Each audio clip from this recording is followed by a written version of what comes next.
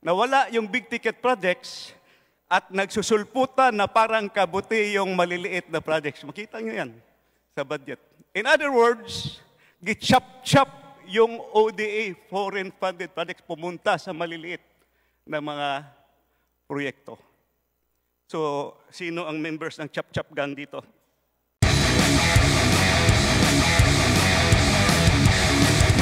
Representative Isidro Ungab. You have the floor, sir. Thank you. Thank you, Madam Chair. I have a question to DPWH. Perhaps Secretary Vince could delegate this to one of his deputies, considering that bago pa siya nakaupo. My question is this. What happened, anong nangyari sa big ticket, high impact flood control projects that were funded by ODA? They were lodged under the Foreign Assisted Projects, or FAPs. I think this was presented in the 2024 budget and 2025 budget. Can you give me an explanation or clarification on that? Kasi malaki to, malalaki to. I understand that the foreign creditors here are JICA, Asian Development Bank, World Bank, IBRD, Asian Infrastructure Investment Bank, Korea Economic Cooperation Development Fund, and the government of China. Pag na-approve na kasi yan, yung mahaba yung proseso, very technical. Kompleto yan, feasibility study, everything. Pumasa na ito sa DBCC, pumasa na sa Monetary Board, at saka meron ng sovereign guarantee. Anong nangyari? Please clarify, Your Honor. Mr. Chairman, Honorable Sid Ungab, if I may just ask Undersecretary Emil Sidain, who is in charge of our foreign assisted projects, to respond. Good morning, Madam Chair, Your Honors. Relative to the ODA or foreign funded projects, which are actually the high impact projects, this has been actually implemented, Madam Chair, Your Honors, in most of our yearly implementations since the past administrations until now. But it goes through the process of approval from the NEDA, previously with NEDA, passing through the ICC Technical Board, then once it goes up to ICC Cabinet Committee, all the way to the NEDA Board. And until now, Mr. Chair, all these flagship projects goes to the proper vetting of all the line agencies for review. With regards to flood control, most of these projects, especially the big ticket projects, goes also to the detailed master plan and feasibility studies before this can be submitted to the NEDA or the DepDep for proper review. And with this, Mr. Chair, once it goes through the approval, the lending institution, if this is actually with JICA, World Bank, ADB, or Korean Exim Bank, the appraisal mission has to come to the Philippines for a more rigid evaluations of the same.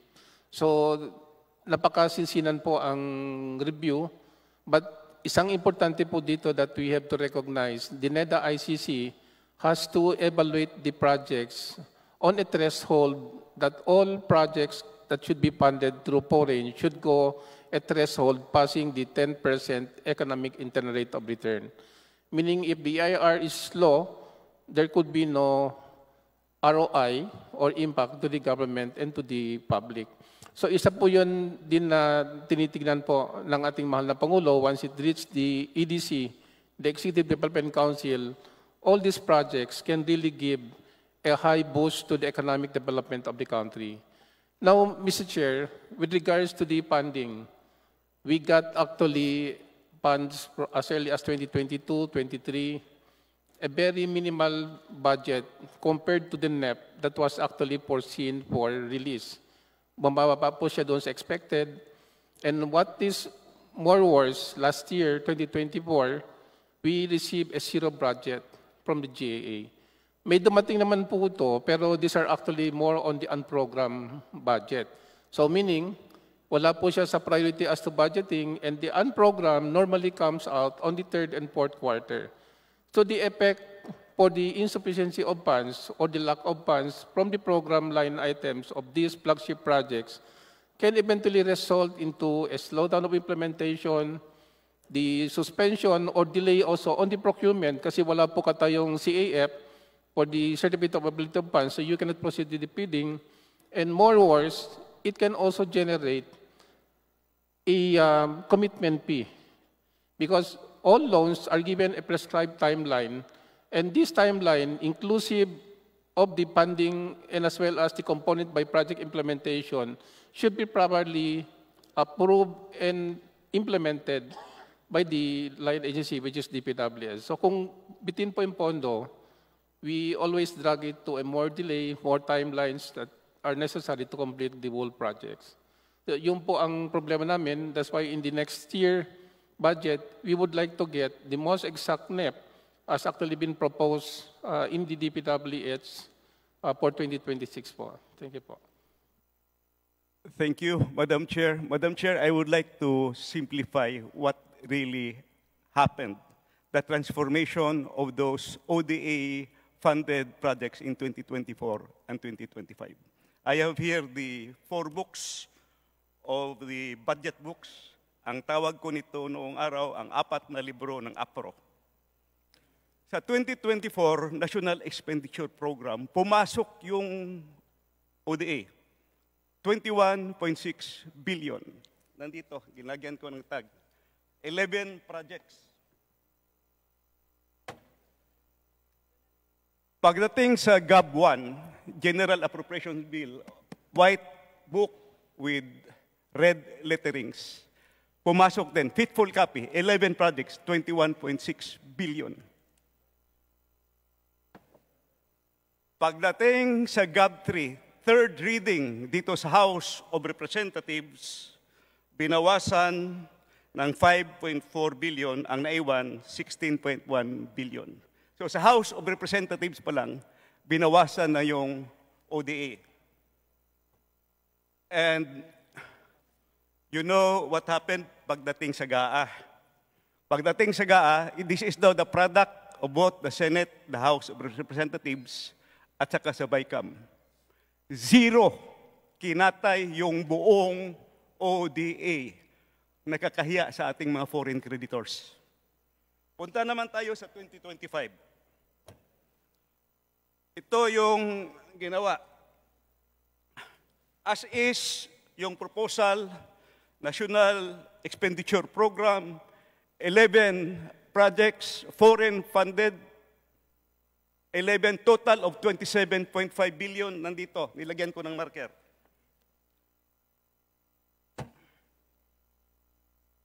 GAB 1, first reading, faithful copy, nandito yung 11 projects. Total of 27.5 billion. Third reading, House of Representatives. Binawasan ng 18.6 billion, ang naiwan 8.9 billion na lang. ODA funded ito. May approved loan na sa mga foreign creditors. GAA 2025. In fairness to the other house, to the Senate, binalik nila yung 300 million. So yung 8.9 na naiwan dito sa House, naging 9.2 billion. Walang binawas pagdating sa Senado, pero ang overall total, ang nabawas is 67% of the flood control budget, which are big ticket. Pag sinabing big ticket, malalaki ito. These are the, kumbaga, super highway. Dito dadalo yung maliliit. So what happened to the ODA projects? It's very simple. Tingnan nyo lang. Nawala yung big ticket projects at nagsusulputan na parang kabuti yung maliliit na projects. Makita nyo yan sa budget. In other words, gichap-chap yung ODA, foreign funded projects, pumunta sa maliliit na mga proyekto. So, sino ang members ng chap-chap gang dito? So, I have 3 questions for DPWH. First question ko, kung natuloy sana itong mga proyekto, 2 taon yung 2024 zero budget, reduced by 67%. Please wind up, Honorable Sir. these are very important questions, Your Honor. The public should know this.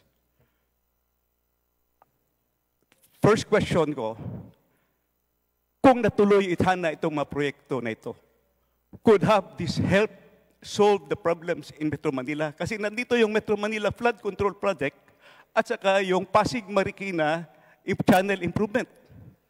Second, sayang wala si Secretary Bunuan. I'm going to ask him sana dito. Did Secretary Bunuan reported this to the President?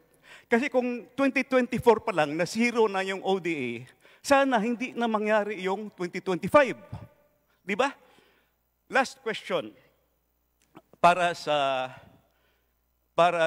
DPWH. Can we still avail of those loans? Kasi nagbayad na tayo ng commitment fee. So, Secretary Vince Dizon, I know you are a finance guy also. Sayang yung long-term, kaya nga malalaki yun, big ticket, long-term project. Saka ito, may study talaga, kumpleto. Pwede ba natin i-reavail yun? At saka yung maliliit na project, yun na lang gawin nating Government of the Philippines counterpart. I hope we can do that. So, yun po, yun lang po ang matanong ko. Sana meron pa akong isang question, hindi ko na lang idagdag. Let's hear from DPWH, Madam Chair. Thank you very much, Honorable Sid Ungab. Sir, tama po kayo, no? Napaka-importante po ng ating mga flagship projects, no? Gago na po yung mga foreign-funded projects, no? Dahil po, hindi po pwedeng madigay ito. Dahil ang mga digay ay may kaakibat na dagdag na babayarin at meron din kaakibat na dagdag na utang. Kaya po talagang priority po yan. At pipilitin po namin, no, na siguraduhin na makahabol tayo ngayong 2026 dito po sa ating mga foreign assisted projects. Kamukha po ng Davao Samal Bridge, halimbawa. No, kamukha po ng mga bridges natin dito sa Metro Manila. Meron din pong flood control na foreign assisted project dito sa Metro Manila at sa ibang mga lugar. So, makakaasa po kayo na pipilit po namin i-preserve at kung kaya po, talaga pong pataasin pa ang appropriation natin para sa mga foreign assisted projects natin for 2026. Thank you. Yung dalawang question, kahit later nyo na lang sagutin. Thank you. Thank you. The next interpellator from the majority, Honorable Adrian Amatong. Thank you very much, Mr. Chair. To Secretary Vince Dizon and to the entire DPWH organization, good morning. And thank you very much, Secretary, for accepting the challenge. It is a tall challenge, but I hope you are up to it because we need the reforms na isinusulong mo. We will support you as much as we can. Sana nga po ay umabot sa baba yung reforms na sinusulong mo kasi for so long parang nawawala na ng yung mga tao natin kasi iniisip nila, nawala na yung tiwala niya sa gobyerno. Pag may mga projects ng gobyerno, lagi nilang iniisip, nagkapera na naman.